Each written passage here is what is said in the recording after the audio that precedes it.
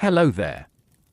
How are you tonight? Before we begin, gently dim the lights, settle into a comfortable position, and allow the noise of the day to slowly fade away. And if you enjoy these quiet, slow journeys through history and myth, don't forget to like the video and subscribe.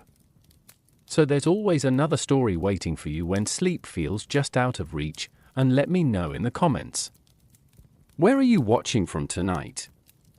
It's always fascinating to see how many different places come together in these calm moments. Now, imagine living in a world where the line between reality and myth is almost invisible, a world where the sky is ruled by powerful gods, where the sea can rise in anger without warning, and where unseen forces quietly shape the lives of ordinary people. This is the world of ancient Greek mythology. You are not a hero, not a king, but an ordinary person trying to live your life under the watchful eyes of unpredictable gods. Each day carries uncertainty.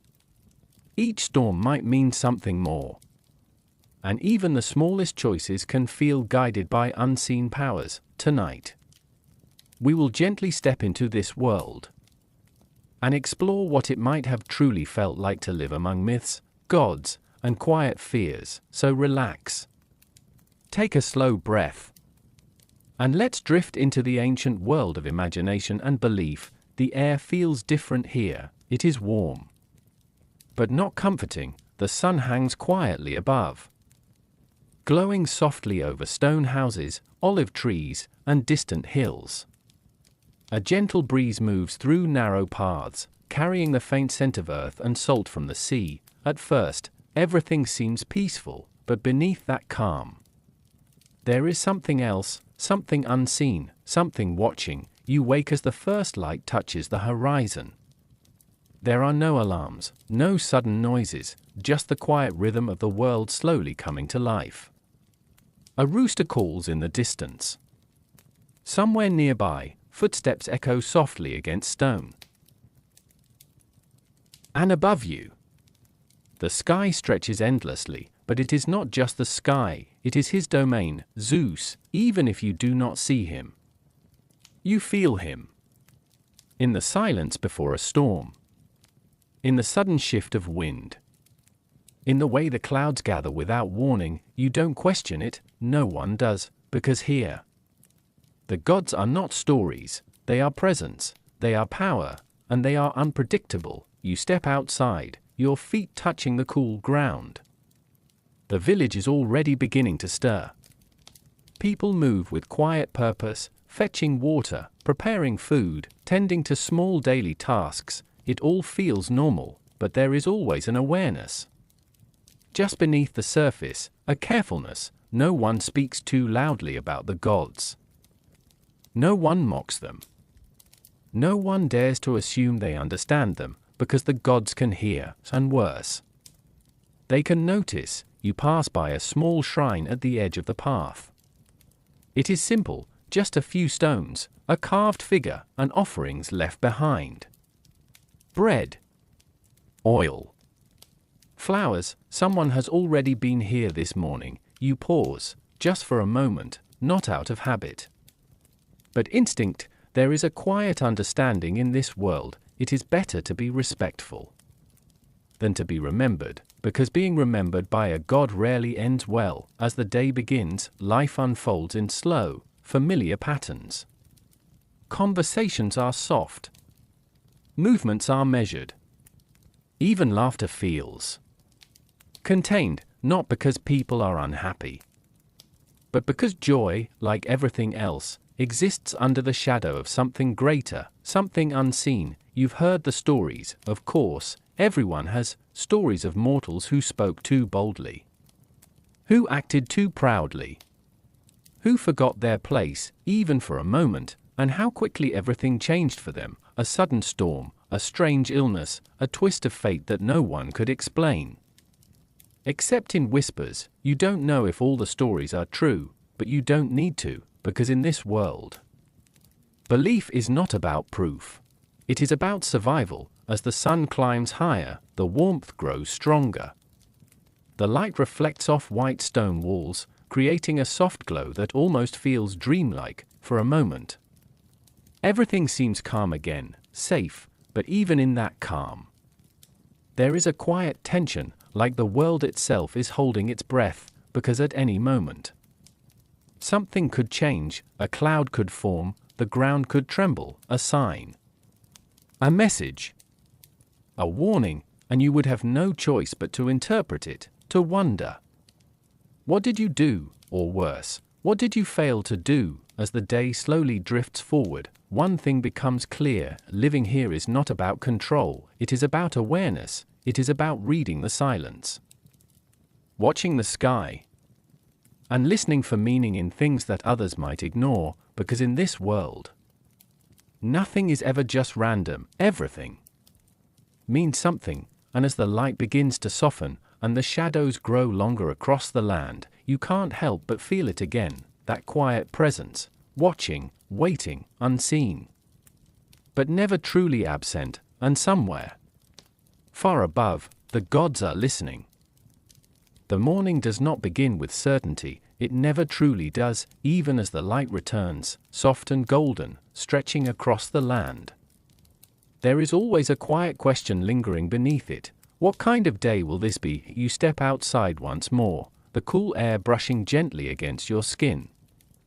The village is waking again, slowly, carefully, as if no one wishes to disturb something unseen. Above you, the sky is clear, endless, beautiful, and yet it is never just a sky, it belongs to him, Zeus. You don't need to see lightning to remember that, you feel it in the stillness, in the way conversations pause when clouds gather, even slightly, in the way eyes instinctively glance upward, searching for meaning in shapes and shadows. The sky is not empty here, it is watched, and so are you. As the day unfolds, you begin your tasks, not with urgency, but with awareness. Every movement feels measured, every choice considered, not out of fear alone, but out of understanding, because Zeus is not distant like a forgotten king, he is present, in the shifting wind, in the sudden silence of birds, in the low rumble that sometimes echoes across distant hills,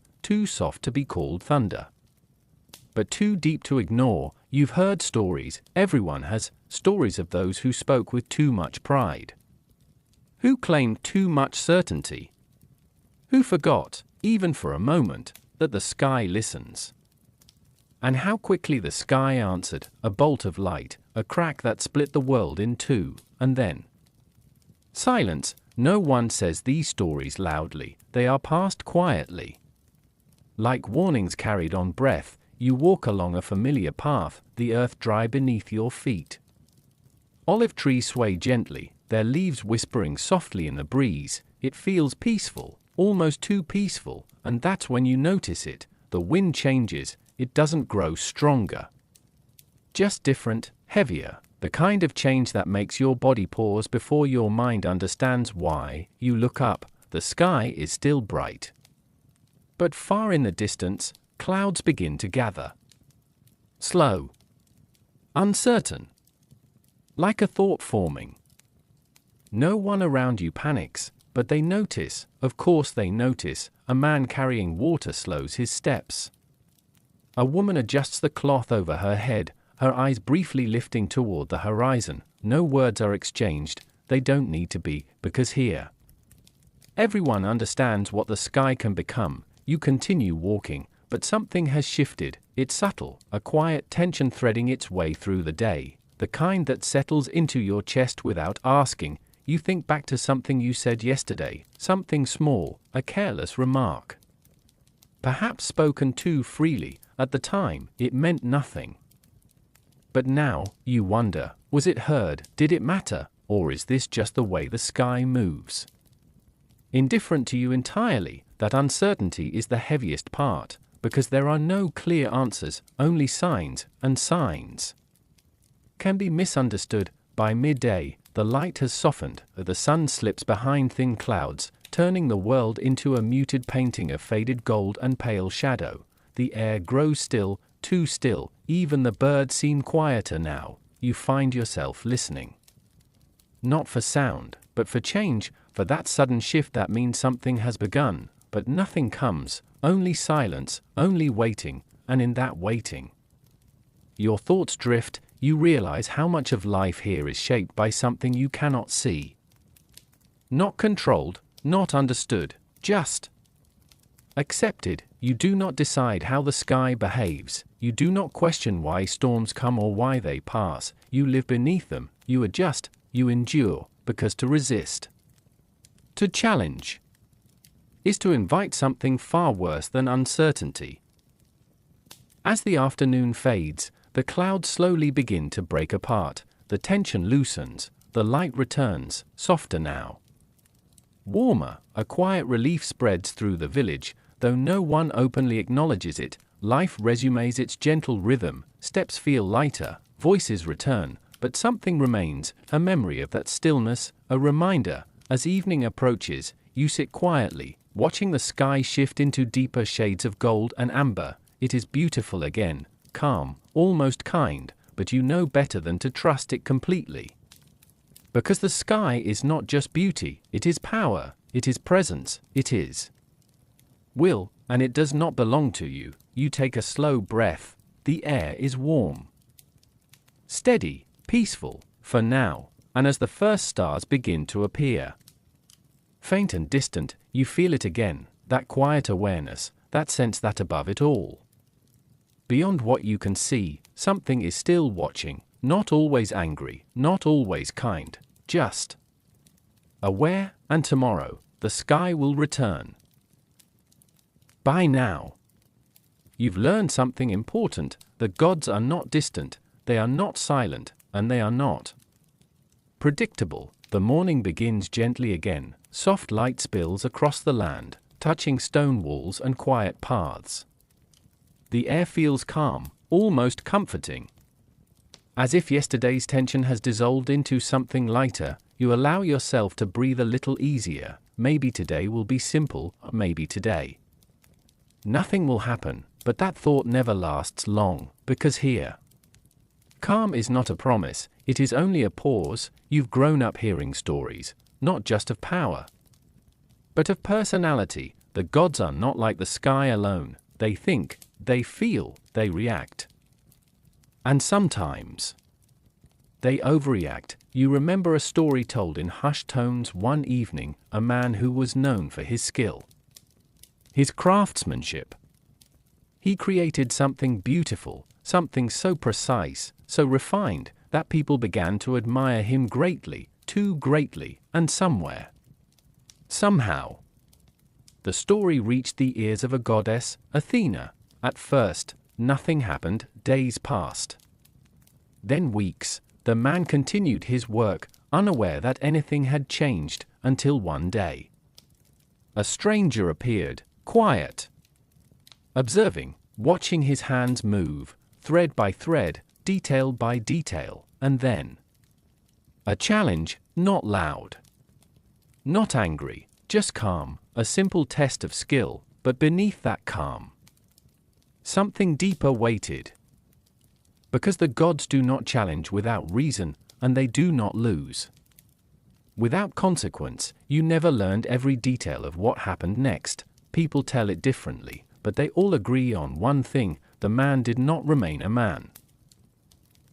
You walk slowly through the village, that story lingering in your thoughts. It doesn't feel like a warning shouted in fear. It feels like something quieter, more dangerous, a reminder that the gods are always paying attention, not just to actions, but to tone, to intention, to pride. Even when it is small, a group of villagers nearby speak softly, their voices barely rising above the breeze. You catch fragments of conversation. It depends on her mood. Last year she was kind. This time, who knows? They don't say the name. They don't need to, because the understanding is shared. The gods are not consistent. They do not follow rules the way mortals do. They change. Like weather, like emotion, like something far too large to ever truly understand. As the day continues, you begin to notice how this uncertainty shapes everything, not in obvious ways, but in subtle ones. People hesitate before speaking too boldly. They choose their words carefully. Even in simple conversations, not out of fear alone, but out of respect for something unpredictable, because here, being right does not protect you, being careful might. You pass by a small gathering near the edge of the village. An older man is speaking, his voice low and steady. He tells a story of love, of a god who became enchanted with a mortal. At first, it sounds beautiful, gentle, almost comforting, but then the tone shifts, because love, when it belongs to a god, is not simple, it is intense, possessive, unforgiving, and when it fades or changes, it can leave something broken behind. You don't stay long, you don't need to hear the ending, because you already understand. With gods, nothing is ever just one thing. Kindness can become anger, admiration can become jealousy, and favor can disappear without warning. The afternoon drifts quietly, but your awareness feels sharper now. You realize that it is not just the sky you must watch, not just the signs in nature, but the stories themselves, because the stories are not just memories, they are patterns, clues, fragments of something larger. As the sun begins to lower, casting soft shadows across the land, you feel that same quiet stillness return, but it is different from before. Less about waiting, more about understanding. You cannot predict the gods, you cannot control them, and you cannot fully understand them, but you can live carefully, gently, quietly. You sit for a moment, watching the fading light stretch across the horizon. The world feels calm again, almost peaceful, but beneath that peace, there is always something else, a quiet truth. The gods are not bound by fairness, they are not guided by logic, they are not like you, and that is what makes them so difficult to live beside. As the last light fades and the first shadows of night begin to settle, you feel it once more, not fear, not exactly, but awareness, a quiet understanding that somewhere beyond sight, something powerful could change everything, for reasons you may never fully know, and the most unsettling part is, it wouldn't need a reason at all. There is a difference between knowing that gods exist and feeling that they might be watching you. The morning begins quietly again. Soft light drifts across the stone paths, touching the edges of doorways, slipping gently into the spaces where the night once rested. The air is still, almost delicate, as if even the wind is careful not to disturb anything. You wake with a strange feeling, not fear, not exactly, but something closer to awareness. You step outside, everything appears normal, the same paths, the same houses, the same distant hills resting beneath a pale sky, but something inside you feels slightly unsettled, like a thought you can't quite remember. As you move through the village, you notice how quiet it is, not silent, but restrained. People speak softly. Movements are measured. Even small sounds, footsteps, shifting cloth, the placing of objects, feel more noticeable than they should. It's as if everyone is being careful. You don't know why at first, until you remember, yesterday someone mentioned a story, a small one, easy to forget, but not here. It was about a woman, not powerful, not important, just ordinary, like you. She had laughed, that's all, laughed at something she shouldn't have, not loudly, not mockingly, just carelessly. No one knows exactly what she said, or who heard it, but they remember what followed. At first, nothing. Days passed, life continued, the sky remained calm, the earth stayed still, and so she forgot. But the gods do not forget. You pass by a doorway where two people stand close together, speaking in low voices. It came later. One of them says, when she stopped thinking about it.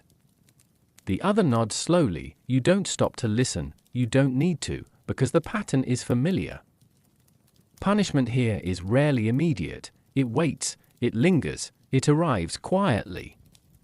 When it is least expected, you continue walking, but your thoughts begin to turn inward. You think about your own words, your own actions, small things, insignificant things, or at least they felt insignificant at the time. Did you ever speak too freely? Did you ever doubt? Even silently, did you ever act without thinking? Even for a moment, the questions don't feel dramatic, they feel quiet, persistent, and that is what makes them heavy. As the day unfolds, you begin to notice how deeply this fear shapes everything, not in obvious ways. There are no constant warnings. No visible signs. Just behavior. A man pauses before stepping into a shaded area, as if considering something unseen. A woman adjusts a small offering, making sure it is placed just right.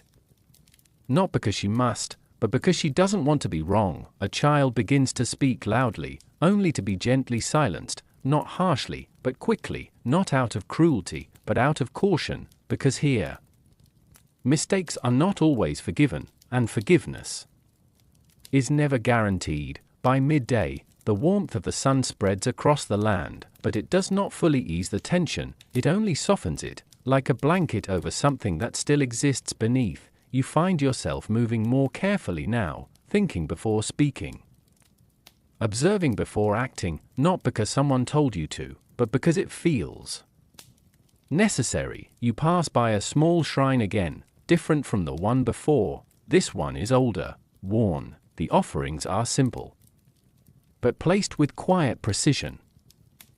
You pause, just for a moment. You don't know if it matters, you don't know if anyone is watching, but you leave something anyway, a small gesture, not out of devotion, but out of precaution, because here, it is better to do something small than to do nothing at all. As the afternoon begins to fade, the light softens once again. The shadows stretch longer, moving slowly across the ground like silent reminders of passing time, and still nothing happens, no storm, no sign, no sudden change. But that doesn't bring comfort, because the absence of punishment does not mean safety, it only means, not yet. As evening approaches, the village settles into quiet rhythms once more. The air cools, the light dims, and with it, the thoughts begin to slow, but they do not disappear. You sit quietly, watching the horizon fade into deeper tones, and you realize something. Living here is not about avoiding mistakes, that would be impossible. It is about living with the possibility that even the smallest mistake might matter, not always, not immediately, but eventually, and that quiet uncertainty becomes part of everything. As night begins to settle, and the first stars appear once more, you feel it again, that same awareness, but now it is different, not just the feeling of being watched, but the feeling that something might already be remembered. And somewhere beyond what you can see, something is deciding whether it matters. There is something more powerful than the gods, not louder, not more visible, but older. You don't hear about it often, not openly, not in the same way people speak about storms or offerings or anger, because this is harder to understand. Fate. The morning arrives gently once again, soft light spreads across the land, touching the earth with the same quiet consistency it always has. The sky is calm. The air is still, everything feels as it should be, and yet there is a question that lingers, not about the sky, not about the gods, but about you. You begin your day as you always do, simple movements, familiar paths, quiet routines, but something feels different. Not outside, inside, a thought, soft, persistent. What if this moment has already happened? You pause, just briefly. The feeling passes quickly, but it leaves something behind. As you walk through the village, everything appears unchanged. People move as they always do. Conversations rise and fall in soft tones. Life continues in its slow, steady rhythm, but now you begin to notice something else. Repetition, not exact, but close. A gesture you've seen before, a path you've walked countless times, a conversation that feels familiar before it fully unfolds. You've always accepted this as routine, but now it feels like something more. You remember hearing about the three figures. Not gods, not quite. Something beyond them, the ones who weave. No one agrees on every detail, but the idea is always the same, that somewhere beyond sight, beyond reach, there are forces that shape the thread of every life, not just guiding it, not just influencing it, but deciding it, from beginning to end. You don't know when your thread began, you don't know how long it stretches, and you certainly don't know how it ends. But the unsettling part is this: it already exists. Every step you take, every word you speak, every moment you believe is a choice, might already be written. You stop near a quiet edge of the village. The land opens slightly here, revealing distant hills fading into soft haze. It is peaceful, still, but your thoughts are not. If everything is decided, then what are you? Are you choosing this moment, or simply moving through it? A man passes by, nodding slightly as he walks. You return the gesture without thinking, but now you question even that. Was that your decision, or was it always going to happen? The thought is not frightening in a loud way. It doesn't rush, it doesn't overwhelm, it settles, slowly, quietly, and that makes it heavier. As the day continues, you begin to see how this belief shapes the world around you, not in panic, not in resistance, but in acceptance. People do not fight fate, they live within it. They still work, still speak, still hope, but beneath it all, there is an understanding that some things cannot be changed. A farmer plants his crops, knowing that the outcome is uncertain, not just because of weather, but because of something deeper. A mother watches her child play, her expression soft but thoughtful, as if she knows that this moment, like all others, is part of something already set in motion. There is no urgency to escape it, no clear way to resist it, because how do you resist something you cannot see, cannot touch, cannot even fully understand? As the afternoon fades into evening, the light softens once more, golden tones stretch across the land, gentle and calm. You sit quietly, watching the horizon. The world feels peaceful again,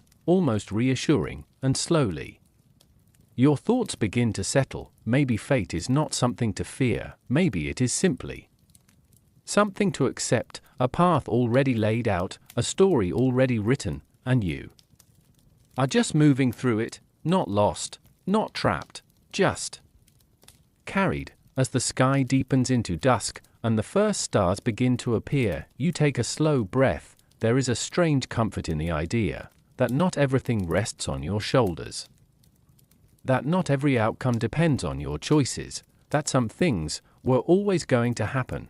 And as that thought gently settles into stillness, you feel something new, not fear, not uncertainty, but a quiet surrender, because in a world of unpredictable gods, perhaps the only constant is that your story has already begun its journey toward an ending you cannot yet see, and somewhere beyond time, beyond thought, the thread continues, exactly as it was always meant to.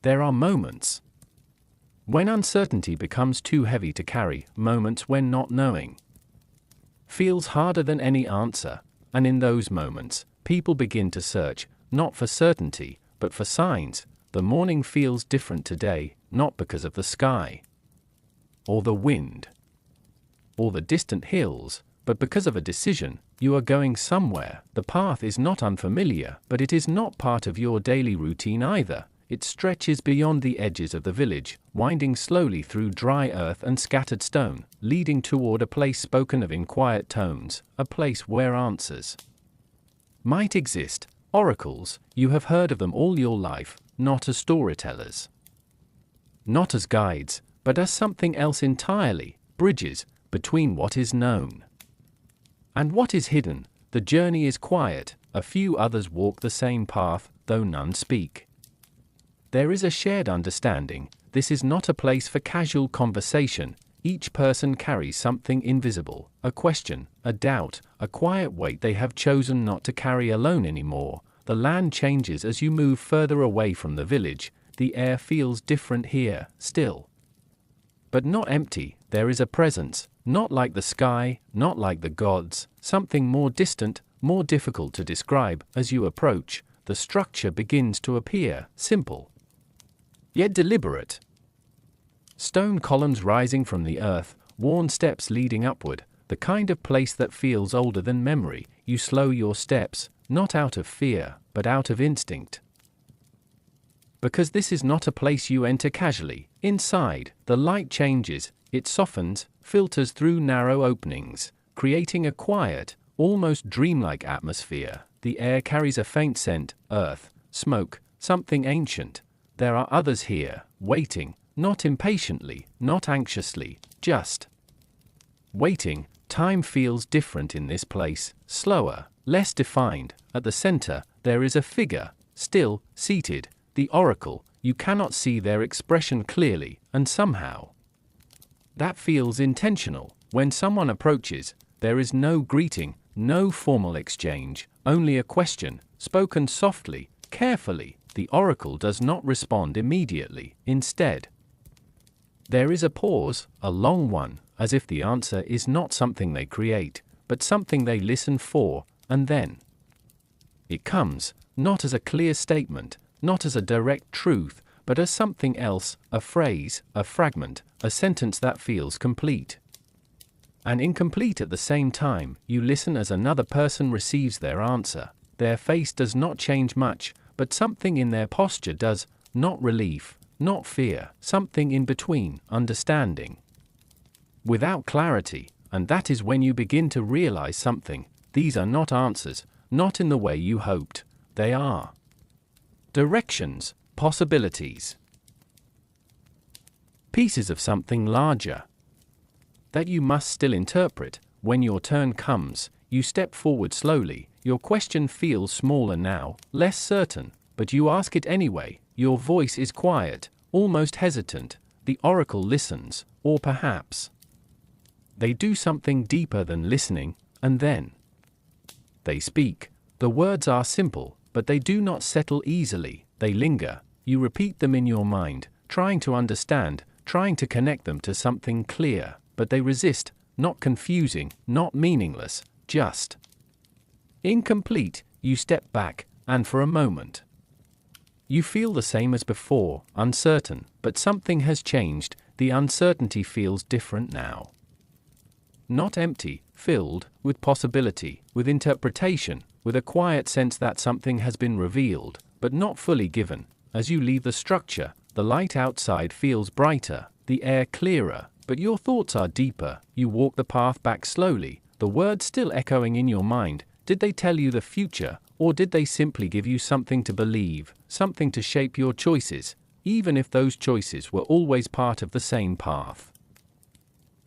By the time the village comes back into view, the world feels the same, unchanged, and yet you are not, because now you carry something, not knowledge, but meaning, and as the day gently fades into evening, you realize something quiet but powerful. Knowing the future is not always about clarity. Sometimes it is about learning how to live with not knowing.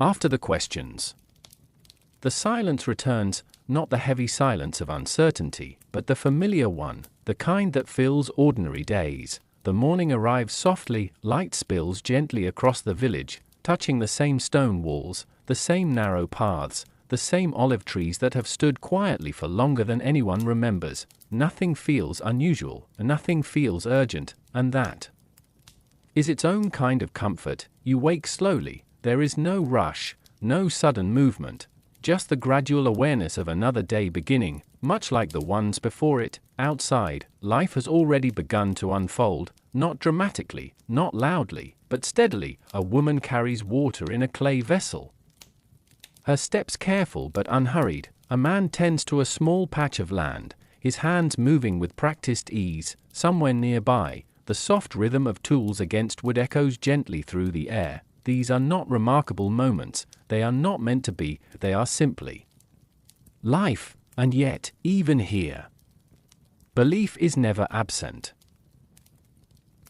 It exists quietly, woven into everything. You walk along a familiar path, your steps following patterns you don't even think about anymore. The ground beneath you feels known, predictable, but your awareness remains. A small shrine sits along the way. You've passed it countless times. Sometimes you stop, sometimes you don't. Today, you pause, not out of fear, not even out of habit, just because it feels right. You don't speak, you don't think too deeply about it, you simply acknowledge it and move on. That is how belief works here, not always loud, not always intentional, but always present. As the day continues, the rhythm becomes clearer, tasks flow into one another.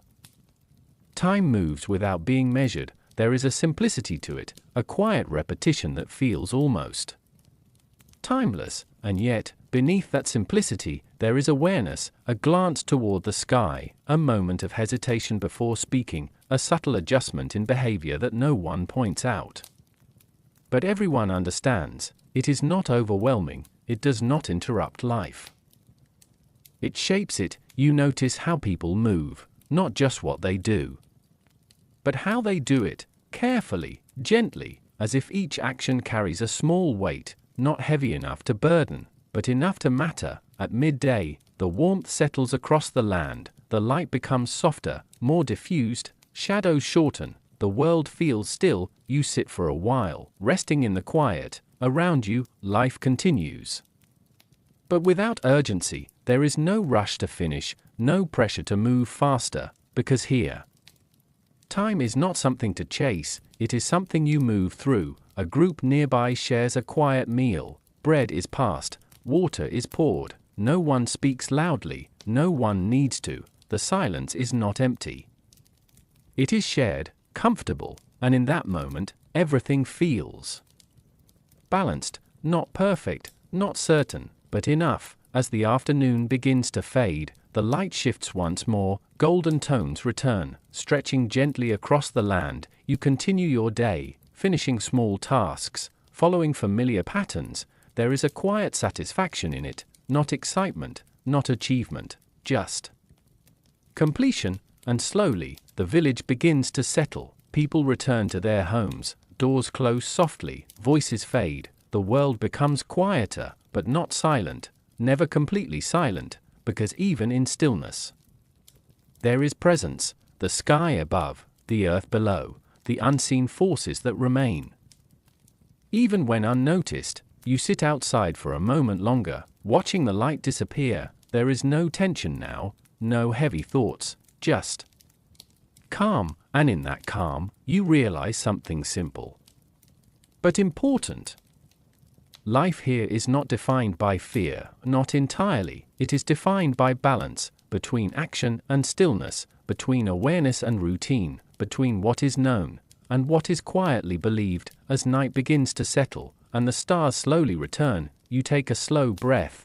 This is what most days feel like, not dramatic, not extraordinary, just steady, and perhaps that is what makes everything else, the gods, the fate, the prophesies, feel so powerful, because they exist within something so ordinary. And as your thoughts begin to slow, and the world grows softer, you allow yourself to rest in that simplicity. For now, everything is calm. The sea is quiet tonight, it stretches endlessly before you.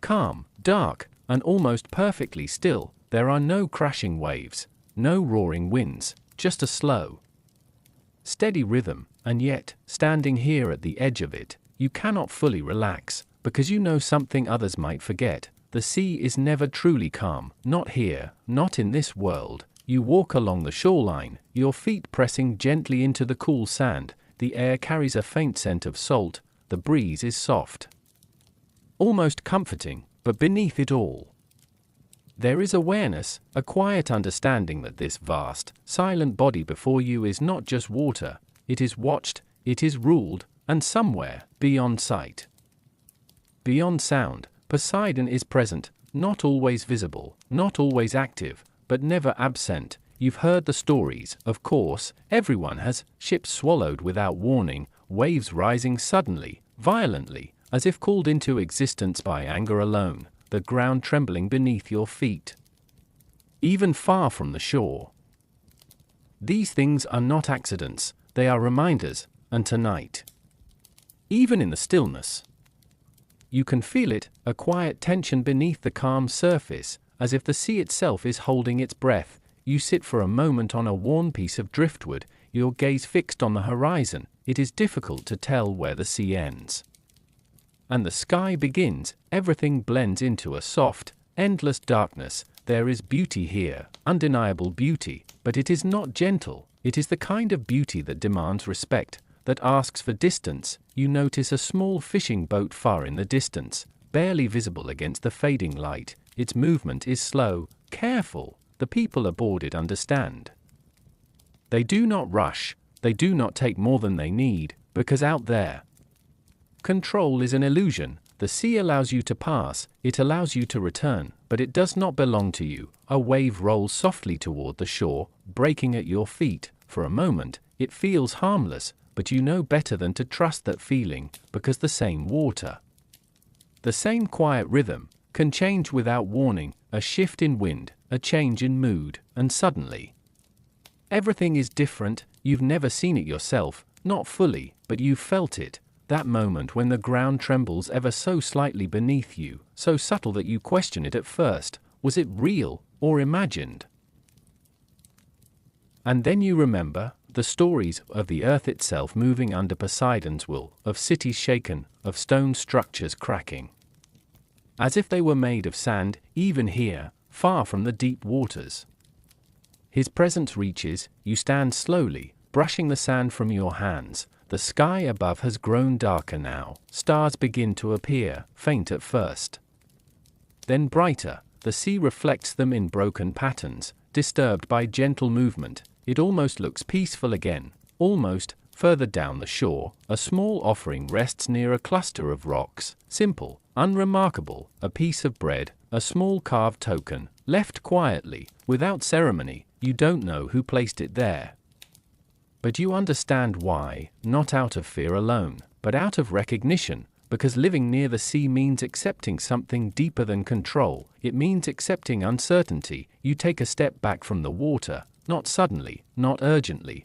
just naturally, as if guided by instinct more than thought. The breeze shifts slightly. For a moment, it feels cooler, sharper, and though nothing dramatic happens, nothing changes in a way you can clearly see. You feel it, a subtle shift, the kind that reminds you that this calm is not permanent, that it never is. You turn away from the shoreline, beginning the slow walk back toward the village. Behind you, the sea continues its quiet movement, unbothered, unchanged, or perhaps simply waiting. As you move further away, the sound of the waves fades, but not completely. It lingers, soft, distant, a reminder that no matter how far you go, no matter how calm things seem, the presence of Poseidon remains, unseen, unpredictable, and always just beneath the surface. The evening has settled fully. The village is bathed in soft twilight, the kind that blurs the edges of stone and tree. Even the air feels heavier here, yet not in a way that suffocates. It is simply different. You walk slowly along a familiar path, yet your mind drifts elsewhere, beyond the mountains, beyond the olive groves, into places people speak of only in whispers. Hades, the unseen king of the underworld, his influence is unlike the gods of the sky or sea. There is no thunderclap, no sudden wave. Instead, it is quiet, persistent, a reminder that life is fragile, fleeting, and finite. You pass by the cemetery outside the village, stones weathered, inscriptions worn smooth by time. Families have gathered quietly, leaving small tokens, softly carved pottery, fresh flowers, nothing extravagant, nothing demanding attention, just acknowledgement. Even children notice it sometimes, a fleeting glance at a shadowed corner, a question whispered to a parent, and parents answer carefully, not with fear, but with calm truth. Life ends, and Hades waits. It is a subtle lesson, taught without urgency. It lingers in conversation, in silence, in the way villagers treat one another. You move further into the hills, watching the sunset fade beyond distant ridges. Colors bleed softly across the sky, faded oranges, deep purples, muted browns. The world feels different here, still eternal. Every step along the stony path carries weight, not in danger. But in meaning, you notice the way animals move, birds return to nests. Dogs curl by firelight, even they seem aware of limits. Of cycles, it is a presence that shapes behavior quietly, subtle. Inescapable, a shepherd tends his flock nearby. He pauses, looking toward the horizon, not because he fears Hades, not because he worships him, but because he remembers. The end is always part of the journey. The river winds gently below, its surface reflecting the fading light. There is no rush here, no urgency, only the slow passage of time, carrying everyone toward the same eventual place. You sit on a large stone, letting your hands brush against its cool surface. The air carries scents of earth, smoke from distant hearths, and something faintly sweet from the flowers placed along graves. It is calming, even comforting. Because the inevitability of Hades does not bring panic, it brings reflection, a reminder of smallness, a reminder of value. People speak of the underworld in quiet tones for this reason, not to frighten, but to teach, to guide, even the smallest acts of kindness. Even the softest words spoken between friends carry weight, perhaps more weight than the grandest gestures. As night falls, the stars slowly emerge, soft pinpricks of light against the darkened sky. You watch them reflect on the river, and in that reflection, you feel a gentle connection to the living, to the dead, to the slow, unstoppable passage of time. You rise slowly, brushing off dust from your clothes. The path back to the village feels familiar. Yet quieter now, every sound is muted.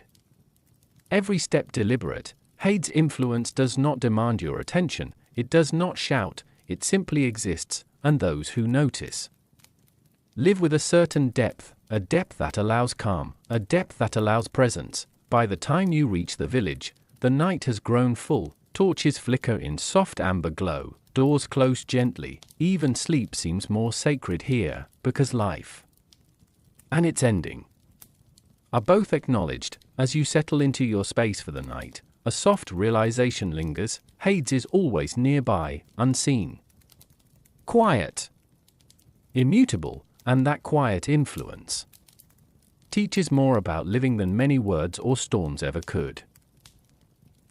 Night has settled fully over the village. The air is cool and still, carrying the faint scent of olive trees and distant fires. You walk slowly along a familiar path. Alongside it, small shrines rest beneath the trees, near rock outcrops, tucked into quiet corners. Each one tells a story, though it does not speak aloud. These are not grand monuments, not towering statues or gleaming temples. They are humble, clay vessels, small figurines, carved stones, simple breads placed carefully on flat surfaces, and yet, for those who leave them, they are everything. Rituals here are quiet, personal, a soft whisper of respect to forces larger than oneself. You watch a villager kneel beside one of these small shrines. Hands folded, eyes closed, a few whispered words float into the night air, carried gently by the breeze. No one sees. No one applauds. There is no audience. It is an intimate conversation between human and divine, between ordinary life and unseen power. Sometimes offerings are practical, bread for sustenance, wine for warmth, a small carved token for protection. Other times, they are symbolic, a gesture of gratitude, a plea for patience, a quiet promise made beneath a tree that has stood for centuries. You notice that even the smallest gestures are performed with care, not out of fear alone, but out of understanding that life is fragile, that small acts matter, that the gods are unpredictable. As you move along, the village seems alive in subtle ways. Candles flicker in tiny alcoves, smoke drifts lazily from small hearths, and in these moments, the world feels suspended, a balance between the known and the unknown, between routine and reverence. Even the youngest children are taught to notice these rituals, not to participate fully, yet not to fear, but to respect. A small child leaves a flower beside a stone figure, guided gently by a parent's hand, her eyes wide, absorbing the quiet magic of care and attention. The parent smiles softly, watching the gesture. It is simple, yet it carries weight. Time passes almost imperceptibly. The world is slow, deliberate. Every gesture measured. Every step intentional. You stop near one shrine yourself, not out of obligation.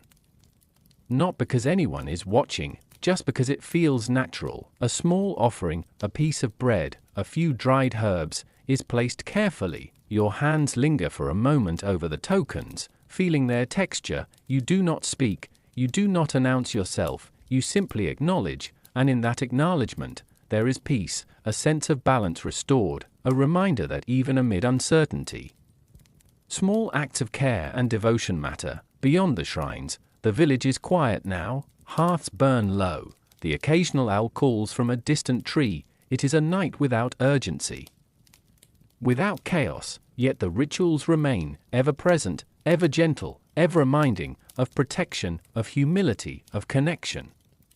As you walk back toward your home, the path feels familiar, comforting. Every gesture you saw, every quiet offering left in shadows, is part of something larger, something unseen. It is not dramatic, it is not heroic, it is simply life, guided by belief. And as you settle beneath the night sky, soft stars winking overhead, a quiet thought lingers, even in the ordinary, even in the calm. The divine touches everything, and in small gestures, humanity touches it back. The morning air is cool and fragrant, carrying the scent of fresh olive leaves and faintly burning incense. Soft sunlight filters through the village trees, touching the stone streets and clay rooftops with muted gold. Today is different, even if only subtly. The village seems more alive, more aware of itself. There is purpose in the rhythm of steps, the placement of hands, the care in preparing spaces. It is festival day, not one of raucous celebration, nor loud fanfare, but a day of quiet reverence and gentle gathering. Villagers move deliberately. Women arrange offerings on small altars, flowers tucked carefully into clay vessels. Men sweep paths, ensuring every corner is clear for the soft processions that will come. Children run lightly, laughing quietly, careful not to disturb the solemnity of the moment. The festival is both outward and inward, a communal act of devotion and a personal reflection of gratitude. You notice the way people's movements are synchronized, almost unconsciously, hands lifted, heads bowed, eyes glancing briefly at the sky, at the stone statues of the gods, at one another. There is no shouting, no spectacle, only the careful cadence of acknowledgement. Soft music drifts from the distant square, a few flutes, the gentle tap of a lyre, the low hum of voices chanting quietly. It blends seamlessly with the rustle of leaves and the faint call of birds returning to the trees. Even the animals seem to notice. Dogs sit obediently, sheep stand calmly, horses shift slowly as if the rhythm of the festival extends to them too. You join a small group moving toward the central altar. The priests are already there, their movements minimal, deliberate. The gestures are symbolic, pouring of oil, placement of bread, a soft nod to the stone images of God smiling faintly in the morning light. Nothing is hurried, nothing is extravagant, and yet it carries weight, weight in acknowledgement, weight in care, weight in recognition of forces unseen. A soft bell rings, not loudly, not piercing, just a gentle reminder to pause, breathe, reflect. You watch as offerings are placed, each one unique, each one significant in its own subtle way. A woman leaves a small garland for Athena, the goddess of wisdom. A man lays a carved token for Hermes, the messenger. A child sets a flower for Demeter, silently understanding, in their small way, the importance of care and attention. The festival continues slowly, deliberately, like a soft tide. People move in harmony with one another and with the rhythm of nature. You feel the calm wash over you, a sense of belonging, a sense of connection, not just to people, but to the land, the sky, the unseen powers watching. Even the gods themselves seem more approachable today, not looming, not threatening, just present, observing, appreciating. Time drifts slowly, By mid-morning, the sun climbs higher, soft shadows stretching across the altars and streets. People begin to disperse quietly, taking the lessons of the festival with them. The music lingers faintly in the air, the smell of incense still soft and sweet, and in these quiet moments, life feels balanced, fragile, yet beautiful, transient, yet eternal. As you walk back to your home, the calm rhythm of the village remains, not as a background noise, but as a living pulse of devotion, care, and gentle celebration. Here, in the subtle interplay of humans, gods, and nature, life is recognized, honored, and held. Even the smallest gestures leave traces. Quiet memories of reverence and shared humanity. You pause, looking back at the empty altar now, sunlight glinting on offerings left behind. A soft wind brushes through the olive branches, and you carry that gentle warmth with you as night begins to approach. A festival of calm, a worship of quiet, a shared acknowledgement of the delicate dance between human and divine. The sun has dipped lower now, casting long shadows across the hills and olive groves. A soft haze lingers in the air, blurring the edges of stone walls and distant mountains. In this world, stories are not mere entertainment, they are the thread that holds understanding together. Every river, every mountain, every sudden gust of wind carries a story, a myth. You walk slowly along the path to the village square, noticing small children gathering around a storyteller. His voice is low and even, weaving tales with care. The story is of the sun's journey, of Helios driving his chariot across the sky. The children lean in, eyes wide, yet calm, no fear, no hysteria, just gentle fascination. And as he speaks, the world seems to align with the tale. The light softens and shifts, as if the chariot itself passes overhead. Another story tells of the mountains that grew too close to the sea, and how they were shaped into their present forms by the gods' hands. The villagers nod, understanding in their own quiet ways. These myths are not strict truths, not rules carved in stone. They are explanations, gentle attempts to make sense of the unknown.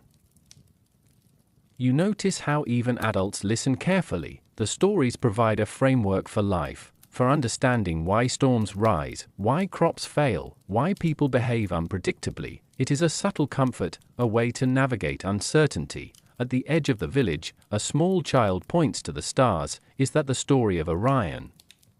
She asks. Her mother smiles softly, brushing a lock of hair from her face. Yes, that is Orion. And his story is written in the sky, so we never forget it. Even the sky becomes a living narrative, each constellation a quiet reminder of lessons learned, victories celebrated, and warnings whispered. You wander toward the edge of the olive groves. A soft breeze rustles the leaves, carrying the faint scent of earth and distant fire. The myths you've heard all your life now feel more than stories. They are maps, guides, gentle companions in a world that often seems unpredictable. A small shrine by the grove tells another tale, this one of Demeter and Persephone, of seasons, of cycles, of loss and return. The villagers leave offerings here, not out of fear, but out of recognition of the patterns that govern life, recognition that understanding often comes in layers. Even the simplest tale holds a quiet weight, a subtle truth. As the sun continues its descent, the village grows quieter. People retreat to hearths, dogs curl beside doors. The wind carries a gentle rustle through the olive branches, and the stories linger, soft echoes in the evening air.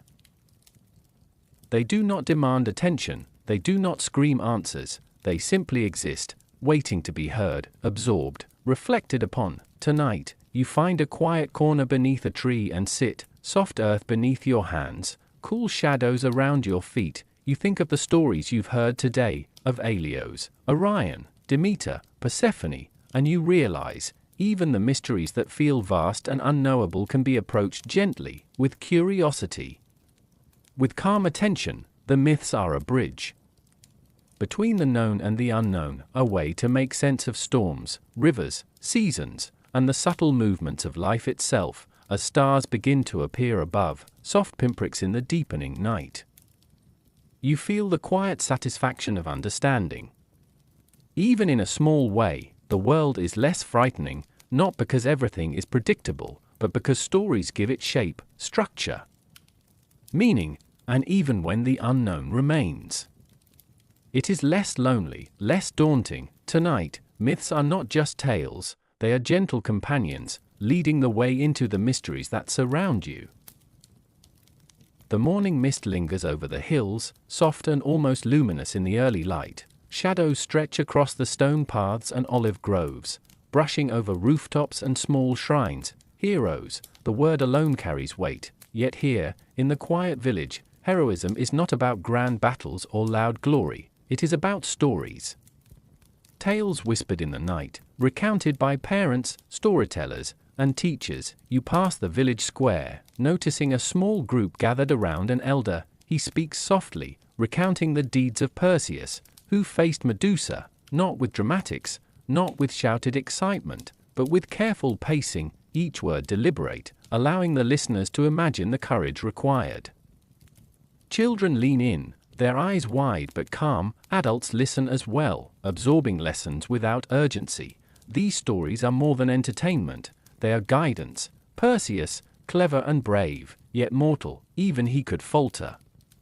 Even he could fail. The tale shifts to Heracles, not the loud, violent version often sung in grand epics, but a quiet recounting of his labors, emphasizing endurance, patience, and careful thought. You notice how the village incorporates these lessons subtly. Tasks are approached with care, challenges met with forethought. Even small acts, repairing a roof, tending a garden, guiding children safely along paths, are framed as miniature versions of heroic endeavors.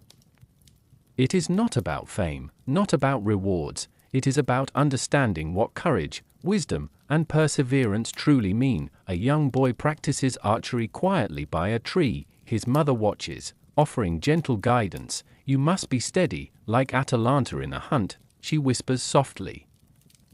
Even the quietest activities can carry meaning. Nearby, a woman carries water to the central fountain, careful not to spill. She recalls in her mind the story of Odysseus navigating the seas, not reckless, but cunning and cautious. Heroes in these stories are mirrors, reflecting human nature, human struggle, human triumph. They are not gods, not invincible, just human, just extraordinary in their attention, patience, and courage.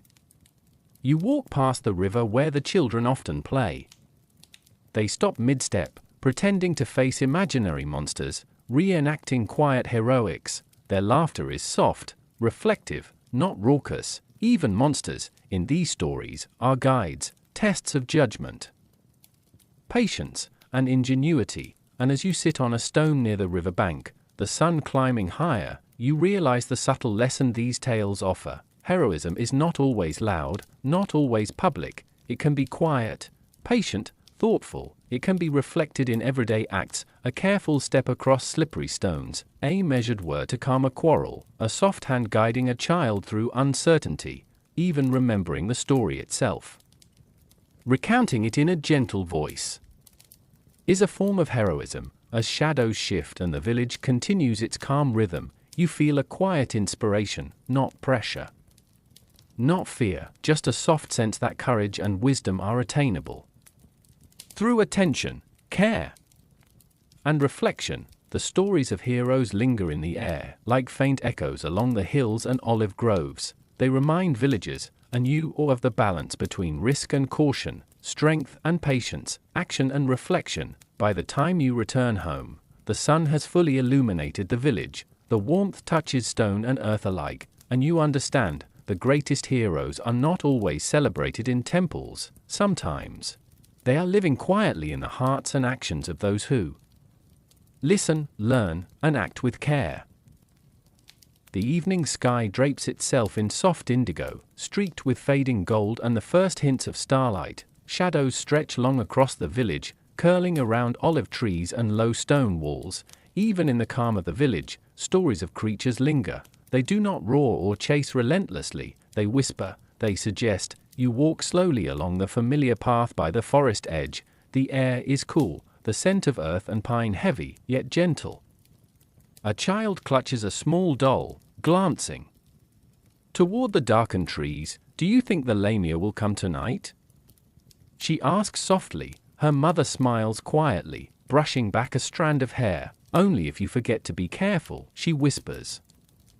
Creatures in these tales are not merely monsters, they are teachers. They mark boundaries, they remind humans of caution, respect, and vigilance. You imagine the stories: a sea serpent glimpsed near the harbor, a satyr hiding in the shadows of the olive grove, a monstrous, many-eyed guardian of a hidden cave. None of these creatures demand panic, but they shape behavior. They encourage careful steps, quiet attention, and gentle respect for the world around you. A small stream trickles nearby, silver in the fading light. You think of the stories of river nymphs who might emerge to guide or mislead travelers. The villagers move calmly, aware of these tales without letting them dominate their lives. The stories are threads woven into daily existence, subtle reminders that the world is layered, filled with mysteries that are both beautiful and cautious. Even the animals seem attuned. A dog pauses mid-step, ears perked. A cat moves silently along stone walls, eyes glinting in soft dusk light.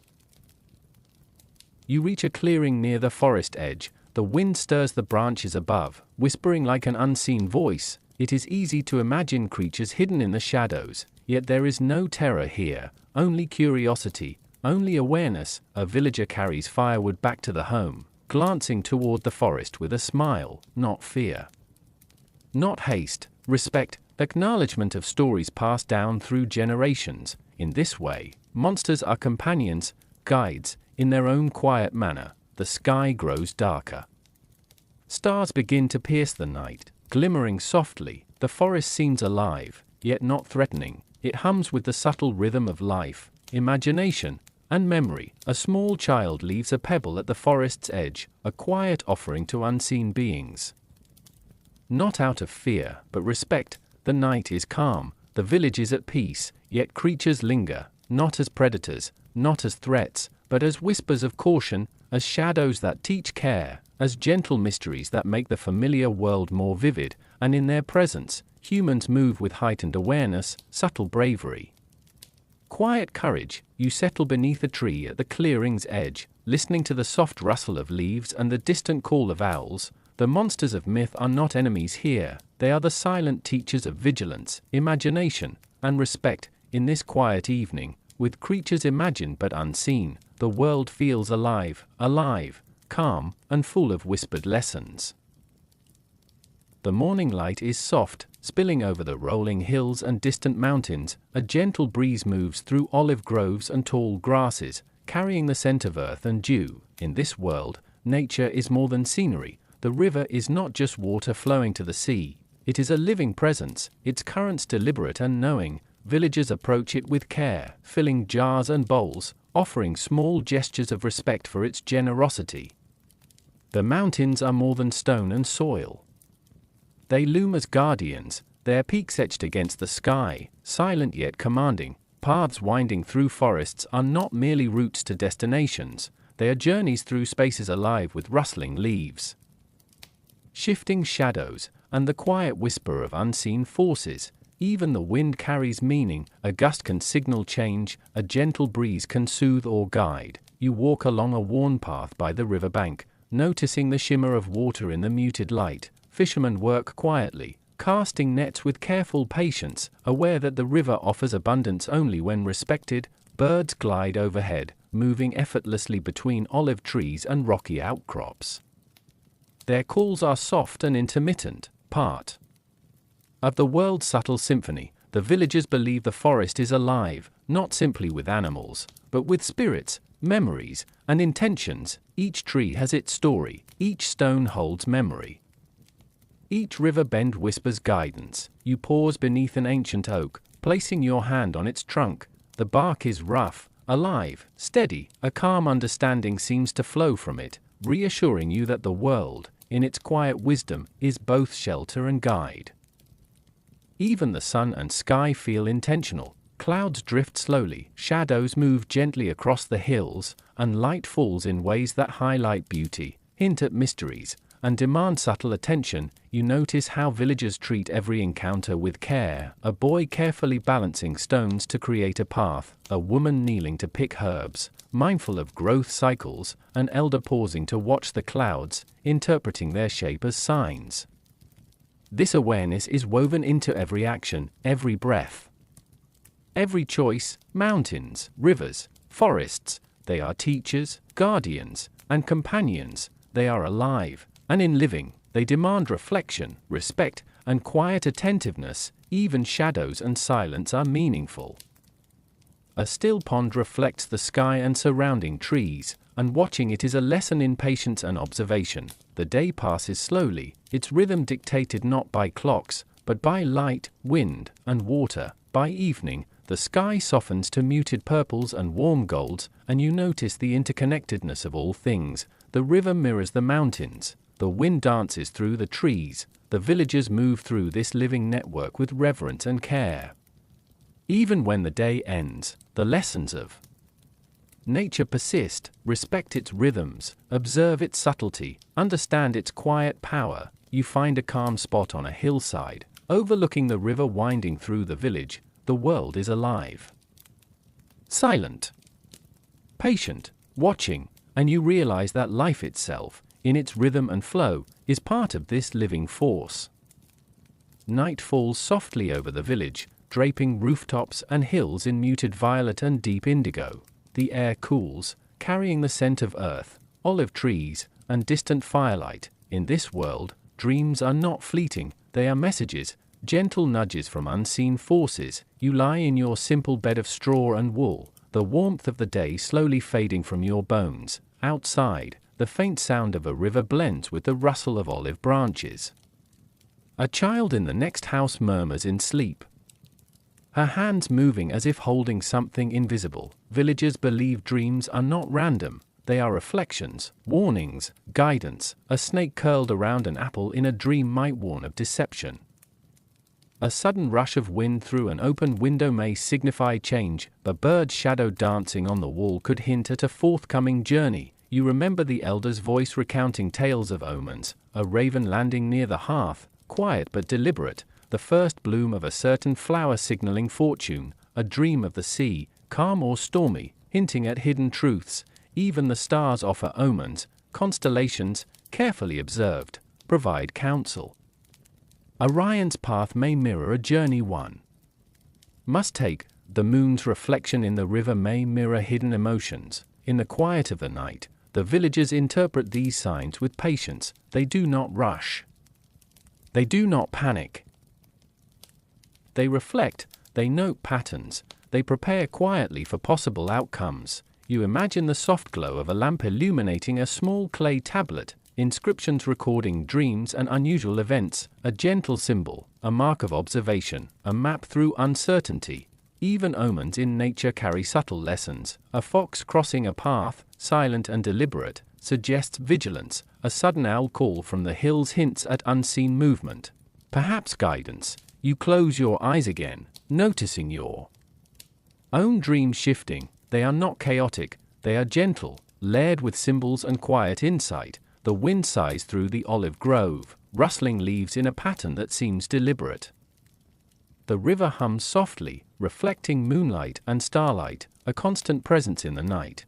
These subtle signs are part of daily life, quietly shaping choices and actions without urgency. A woman in the village quietly interprets the flight of birds before beginning a journey. A man notes the shape of clouds before planting crops. A child dreams of shadows and whispers, later recounting them with careful attention. In this world, observation is a skill.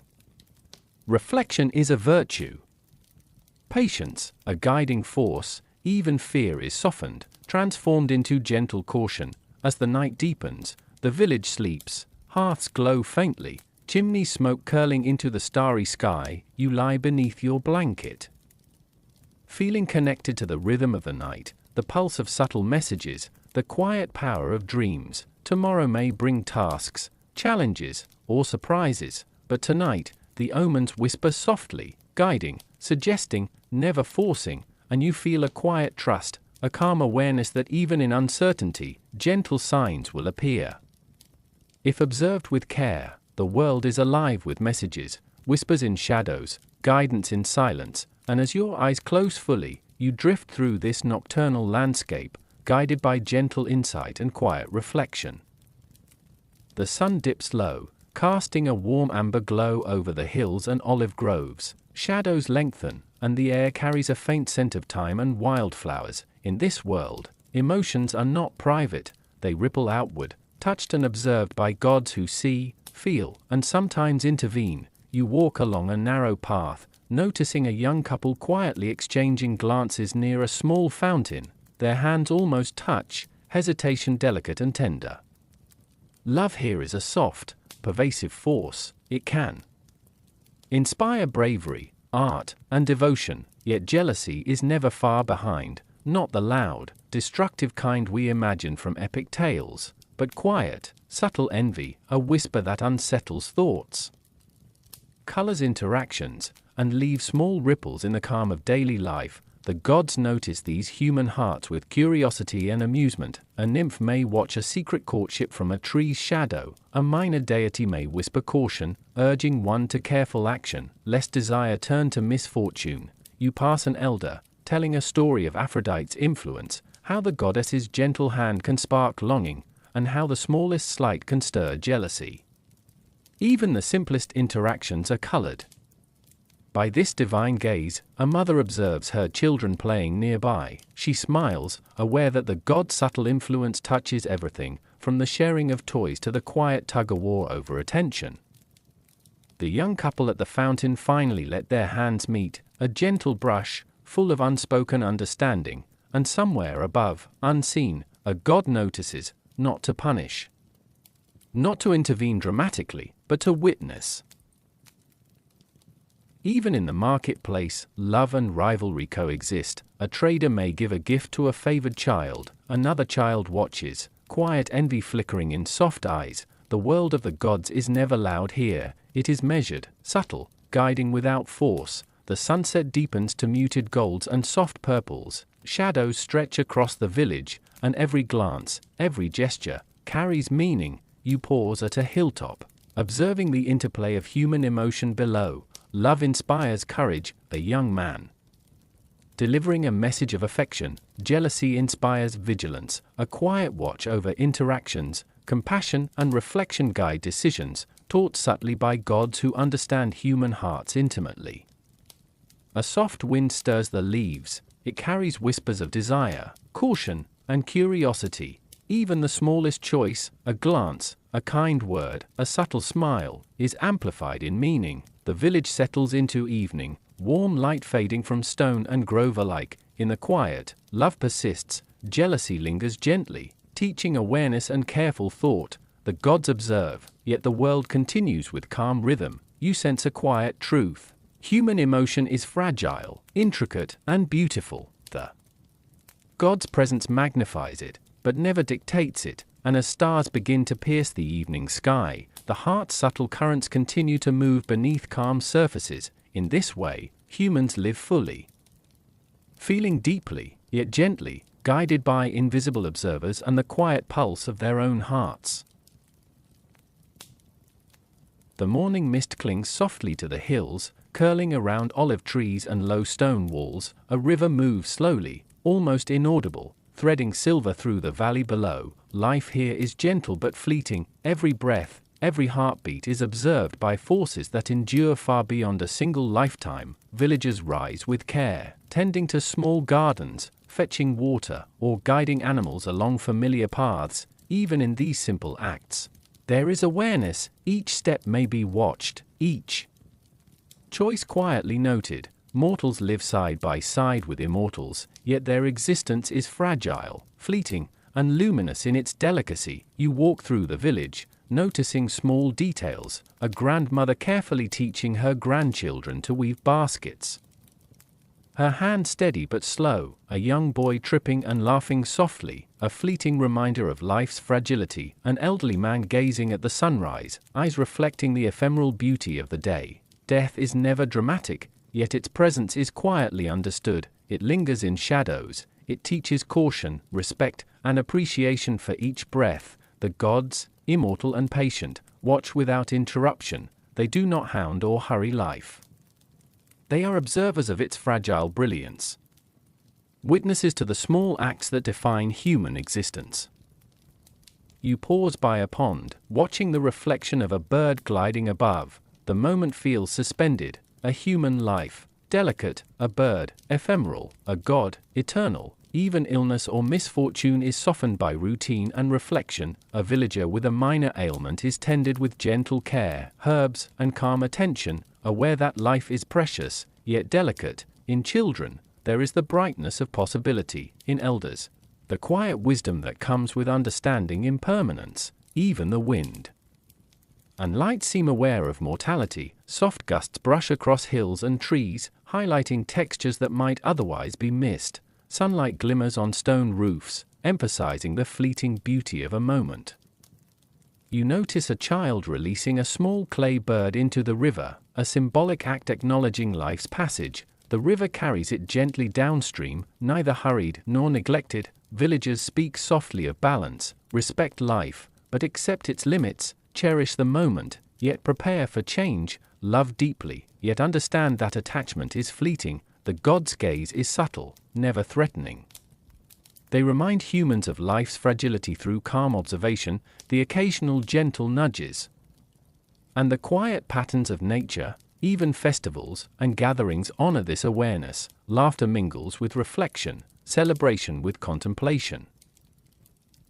As evening descends, shadows lengthen, and the sky softens to muted violet and gold. You sit on a hillside overlooking the village, absorbing the serene rhythm of mortal life, fragile yet resilient, brief yet beautiful. A fire flickers in a nearby home, smoke curling skyward. You sense the delicate balance. Humans live, act, and feel under the gaze of timeless forces, and yet life continues, gentle, calm, observed. Even in fragility, there is grace. Even in impermanence, there is depth. The day fades fully into night, and the village rests, aware that life is fleeting, precious, and quietly eternal in memory and observation. Dusk settles over the village, painting the sky in muted purples and soft golds. Shadows stretch over stone paths, olive trees, and humble rooftops. In this world, belief is a quiet anchor, a soft current of reassurance flowing through daily life, subtle yet profound. Villagers move with gentle purpose, a mother arranging small offerings on a shrine, a child lighting a candle, watching the flame dance with curiosity. An elder quietly murmuring prayers under the olive trees. Faith is not loud or demanding here, it is intimate, personal, and shared. Even the gods, distant and eternal, provide a framework. Their stories, their presence, and their mysteries offer guidance, explanation, and calm. You notice the rhythm of belief in every action. Water drawn from the river is poured with gratitude. Bread baked for the hearth is offered in thanks. Songs and stories, repeated gently, weave understanding into daily life. At the village temple, soft lamplight illuminates stone reliefs of gods and heroes. Villagers move quietly, their hands brushing carved images, voices soft as they murmur familiar prayers. Belief also provides perspective. When misfortune strikes, a failed harvest, a minor illness, faith offers calm reasoning. The world, though uncertain, has structure and meaning. You pass a young couple seated beneath a tree, heads close together. They speak in whispers of dreams, prophesies, and small omens, sharing their interpretations with care. The god's presence feels near but not oppressive, a comforting reminder that life has patterns and guidance. Even in solitude, belief brings reassurance. A solitary villager watching the river at dawn feels connected to the water, to the land, and to the unseen forces guiding the world. Rituals, repeated quietly, form a rhythm that soothes the mind. Lighting a candle, offering a small token, pausing to breathe. Each act creates calm, grounding life in subtle structure and quiet intention. The village moves through the evening with gentle ease. Evenings are filled with shared meals, quiet conversation, and reflective observation of the stars. Belief is a companion, present in laughter, in tears, and in silent moments of reflection. You find a spot on a small hill, overlooking the river winding through the valley.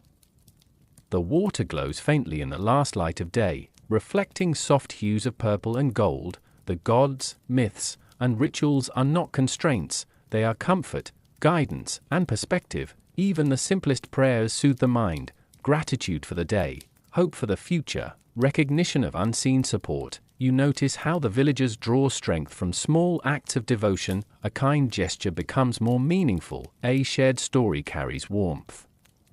Even silence is reassuring, a quiet acknowledgement of enduring patterns. As night deepens, candles flicker across homes and temples. The village is calm, the heart is steady. Belief has woven a protective, gentle layer over the uncertainty of life.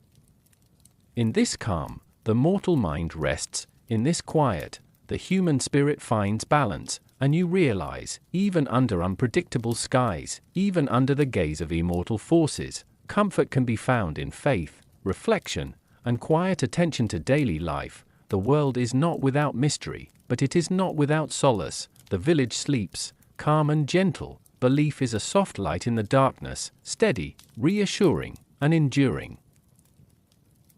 The night settles fully over the hills, draping the village in soft indigo and muted gold. Stars pierce the sky slowly, each one a quiet reminder of eternity, of mysteries far beyond mortal understanding. You pause on a hillside overlooking the village, where faint lights flicker in stone homes and olive groves. Tonight, the world feels both ordinary and extraordinary. The villagers move quietly through their routines.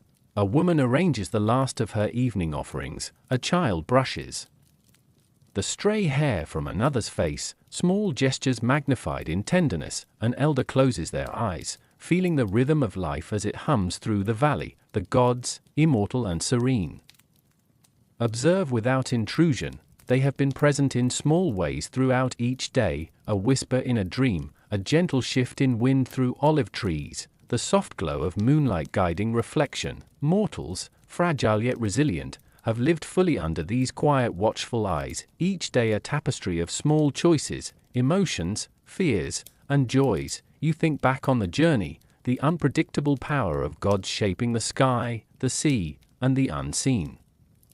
The gentle guidance of oracles, omens, and subtle signs, the warmth of human connection, of love, joy, and quiet jealousy, the fragility of life, delicate yet luminous, fleeting yet precious, the comfort found in belief, in small rituals, and in observing the natural patterns of the world. It all converges now in this twilight moment.